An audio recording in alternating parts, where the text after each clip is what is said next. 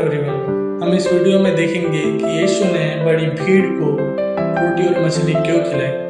जब हम मछली के कैरेक्टरिस्टिक्स को देखते हैं, जो डॉल्फिन होती है वो अपने डार्क कंडीशन में, मतलब कि समुद्र की गहराई में अपने आंखों से ज़्यादा देख नहीं सकती, तो वो अल्ट्रासोनिक सोनार का यूज़ करके आवाज़ को सुनती है।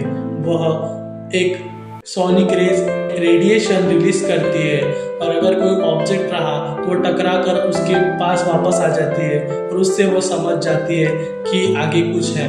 वो उससे बिना देखे भी उस आवाज़ को, उस रेडिएशन को समझकर अपने रास्ते को पहचानती और जानती है। हम देखते हैं कि मछली की कैरेक्टरिस्टिक्स ये भी होती है कि वो खारे समुद्र में भी रहकर वो खारापन अपने अंदर नहीं लाती। हम देखते हैं कि मछलियाँ जो इतने खारे समुद्र में होती है लेकिन फिर भी वो खारी नहीं होती, लेकिन वह खारापन अपने जीवन में, अपने बॉडी में वो आने नहीं देती। वैसे ही जब हम इस संसार में हैं तो इस संसार का खारापन, इस संसार की गंदगी हमारे अंदर नहीं जानी चाहिए। हम जैसे इस संसार में हैं तो हर एक बुराई हमारे जीवन से दूर रहनी चाहिए। हम इस संसार में हैं, जैसे मछली समुद्र में होती है लेकिन वह नमक उसके शरीर में नहीं जाता, वैसे ही संसार की बुराई हमारे शरीर में नहीं जानी चाहिए। वैसे ही संसार की दुष्टता, संसार के बैर, संसार के सांसारिक काम हमारे जीवन में नहीं जाने चाहिए।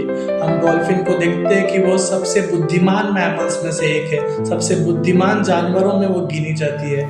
वैसे ही हमें परमेश्वर की अगुवाई में चल के परमेश्वर के ज्ञान को, परमेश्वर की बुद्धि को लेना है और उसकी आवाज़ को सुनकर, जैसे वो अंधेरे में भी बिना देखे चलती है, वैसे ही हमें उस डॉल्फिन के समान, वैसे ही हमें परमेश्वर की आवाज़ सुनकर अंधेरे में भी बस उसकी आवाज़ पर मन लगाकर, ना कि हमारा विश्वास देखकर हो।